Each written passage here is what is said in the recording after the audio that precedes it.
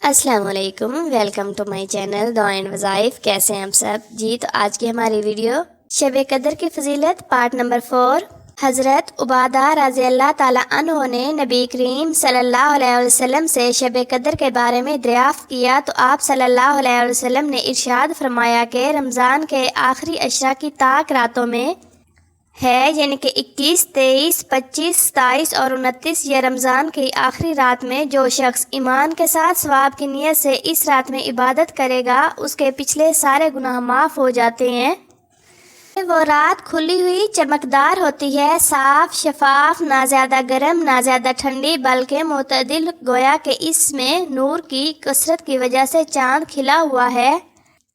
اس رات میں صبح تک آسمان کے ستارے شیاطین کو نہیں مارے جاتے، نیز اس کی علامتوں میں سے یہ بھی ہے کہ اس کے بعد کی صبح کو آفتاب بغیر شعاؤں کے طلوع ہوتا ہے، بالکل ہموار ہوتا ہے جیسا کہ 14ویں رات کا چاند۔ اللہ جل شانہ نے اس دن کے آفتاب کے طلوع کے وقت شیطان کو اس کے ساتھ نکلنے سے روک دیا۔ اس رات کے بعد جب صبح کو آفتاب نکلتا ہے تو بغیر شعاع کے نکلتے ہیں۔ یہ علامت بہت سی روایات حدیث میں وارد ہوئی ہے اور ہمیشہ پائی جاتی ہے، اس کے علاوہ اور علامتیں لازمی نہیں۔ عبدت بن ابی لبابہ کہتے ہیں کہ میں نے رمضان المبارک کی 27 شب کو سمندر کا پانی چکھا تو بالکل میٹھا تھا۔ ایوب رحمۃ اللہ علیہ بن خالد کہتے ہیں کہ مجھے نہانے کی ضرورت ہو گئی، میں نے سمندر کے پانی سے غسل کیا تو بالکل میٹھا، اور یہ 23 شب کا قصہ ہے۔ شب قدر میں ہر چیز سجدہ کرتی ہے، حتیٰ کہ درخت زمین پر گر جاتے ہیں اور پھر اپنی جگہ کھڑے ہو جاتے ہیں، مگر ایسی چیزوں کا تعلق امور کشفیہ سے ہے جو ہر شخص کو محسوس نہیں ہوتے۔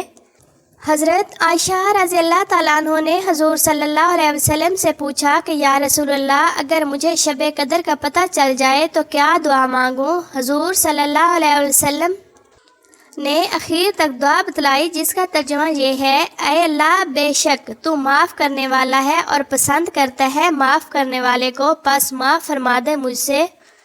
حضرت سفیان ثوری رحمۃ اللہ علیہ کہتے ہیں کہ اس رات میں دعا کے ساتھ مشغول ہونا زیادہ بہتر ہے بنسبت دوسری عبادت کے۔ ابن رہب کہتے ہیں کہ صرف دعا نہیں بلکہ مختلف عبادتوں میں جمع کرنا افضل ہے، مثلا تلاوت، نماز، دعا، اس لیے کہ نبی کریم صلی اللہ علیہ وسلم سے یہ سب امور منقول ہیں۔ یہی قول زیادہ اقرب ہے کہ سابقہ احادیث میں نماز کے ذکر وغیرہ کئی چیزوں کی فضیلت گزر چکی ہے۔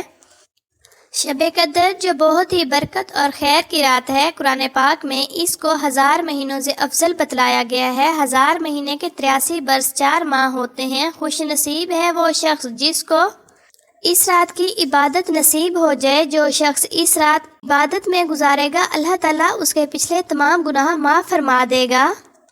شب قدر کو 1000 راتوں سے بہتر قرار دیا گیا ہے کیونکہ اس رات کی فضیلت بہت زیادہ ہے۔ اسی رات قرآن پاک نازل ہوا، یہ 27ویں شب تھی، لیکن ضروری نہیں کہ شب قدر 27 رمضان المبارک کو ہی ہو۔ 21، 23، 25، 27 یا 29 کسی بھی طاق راتوں میں شب قدر کو تلاش کریں۔